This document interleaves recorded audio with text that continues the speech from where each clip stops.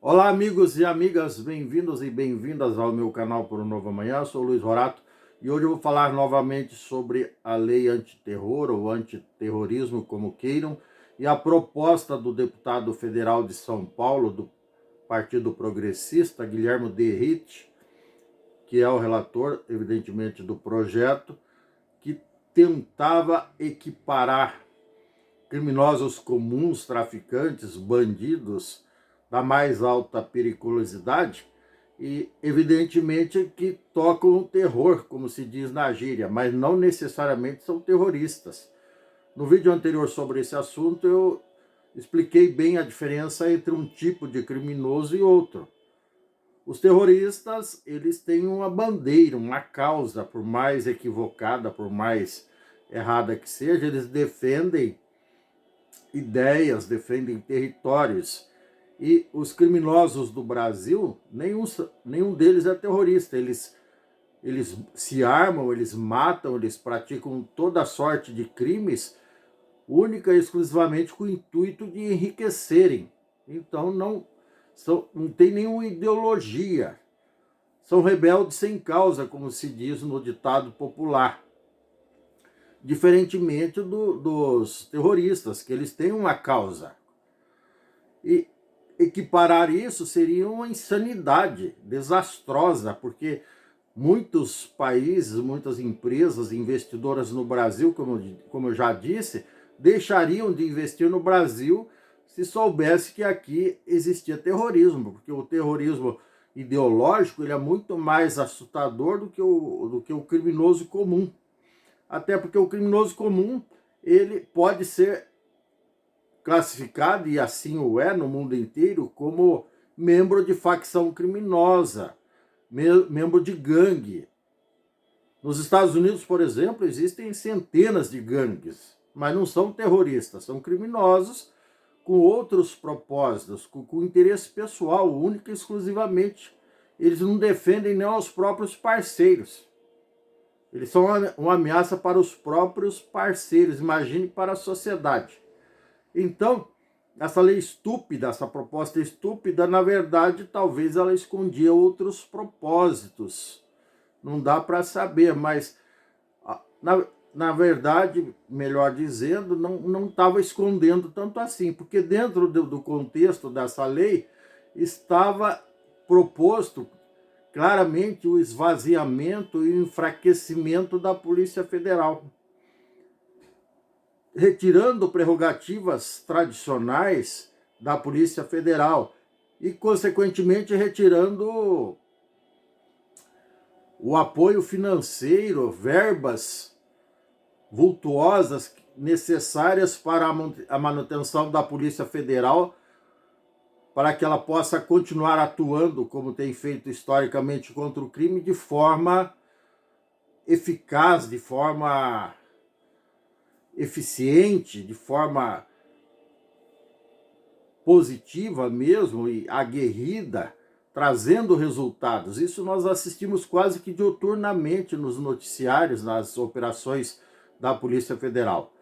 E a coincidência, entre aspas, é que é justamente a Polícia Federal, quando se trata de crime do colarinho branco, cometido por políticos, sejam eles de qualquer categoria, eleitos ou indicados, quem vai atuar com legitimidade, com força e com competência e com menor risco de serem subornados, digamos assim, é exatamente a Polícia Federal. E dentro dessa proposta, esse cara ia além, ele transferia os recursos da Polícia Federal para as polícias estaduais.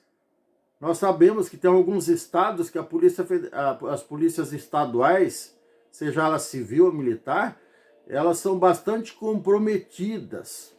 Tem uma banda podre bastante grande. Evidentemente, não é toda a instituição que é corrompida, mas estados aí que estão no noticiário todos os dias, existem sérios problemas de corrupção dentro das polícias estaduais e problemas crônicos que se arrastam desde a época da ditadura militar. Então, ao invés de propor isso, seria muito mais inteligente se esse indivíduo estivesse realmente preocupado em combater única e exclusivamente as facções criminosas, as gangues, que, segundo o próprio ministro da Justiça, que divulgou há alguns dias, no Brasil tem 88 facções criminosas. As maiores, as mais conhecidas e as mais perigosas, digamos assim, elas não começaram no governo atual, elas começaram, coincidentemente, ambas começaram a atuar dentro da ditadura militar. Essa que teve aí uma baixa gigantesca, 117 mortos e 123 presos, totalizando 240, uma baixa gigantesca lá no Rio de Janeiro há alguns dias atrás. Essa mais tradicional, digamos assim, mais antiga, ela começou nos anos 70, no auge da ditadura militar, nos primeiros 5 anos da ditadura militar.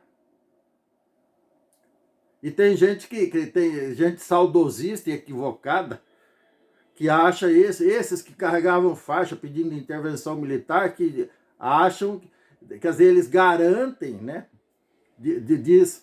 Tem um ditado que o sábio tem dúvidas, o estúpido tem certeza. Então, essa gente tem certeza que lá na época da ditadura militar não existia crime no Brasil. Vejam bem, as piores facções criminosas começaram nas barbas dos generais. Olha que bonito, que coisa mais linda, mais cheia de graça, né?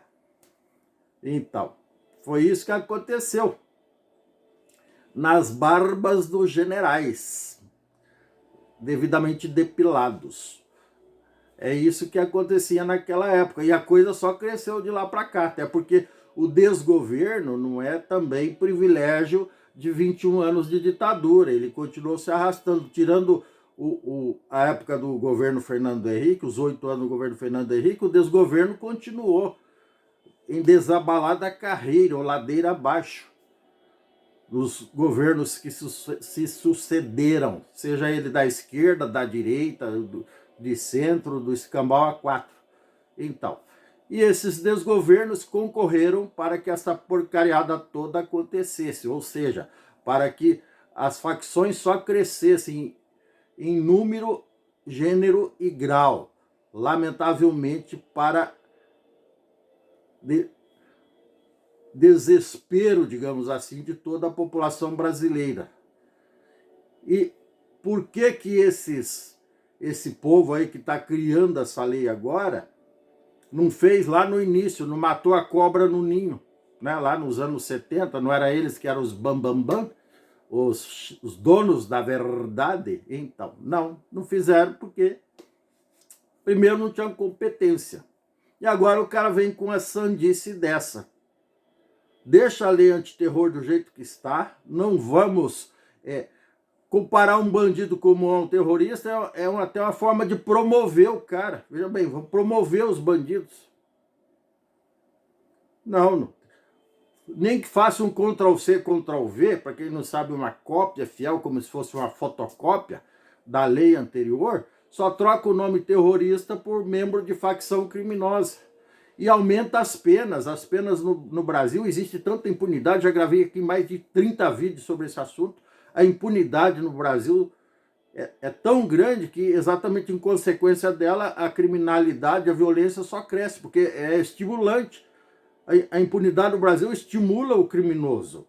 Ele sabe que não vai dar nada. Quantos debochados são presos num dia e saem no outro dia dando risada, dando entrevista que não dá nada. E já corre para fazer cometer o mesmo crime que ele foi preso ontem por isso. Tem uns indivíduos aí que foram presos 20, 30, 40 vezes pelo mesmo crime. E o juizinho solta, mas o juizinho não tem culpa, porque a lei é branda, a lei favorece o criminoso. A lei é feita por gente incompetente. A lei que é feita por deputados, é feita por gente despreparada, incompetente ou comprometida com as facções. Vai saber, né? Quem sabe. Defende os bandidos. Não estou dizendo todo, mas sempre tem um ou outro ali que já sabe como é, né? Então, não sou eu que estou dizendo, as páginas policiais e os livros de história provam isso. Agora, o que nos resta?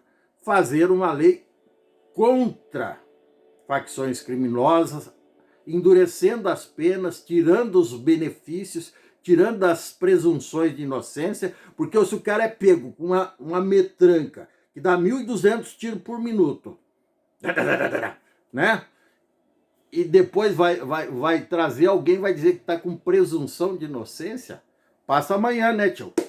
Não existe presunção de inocência para o flagrante delito. Se o cara atira na polícia, se ele atira em pessoas inocentes, se ele junta com 10, 12, 30 para cometer um crime, para invadir uma cidade pequena e arrebentar tudo, doa quem doer, aí vem um babaca com a tese da presunção de inocência.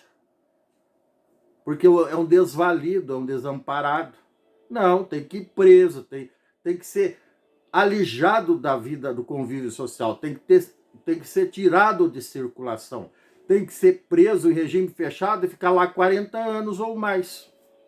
Sem direito à saidinha para tomar café, para visitar a mãe, para visitar o pai, para visitar a esposa, os filhos. Às vezes tem juiz tão estúpido que solta o cara que matou o pai e a mãe no Dia das Mães para visitar a mãe, né? Então, não tem lógica esse tipo de coisa.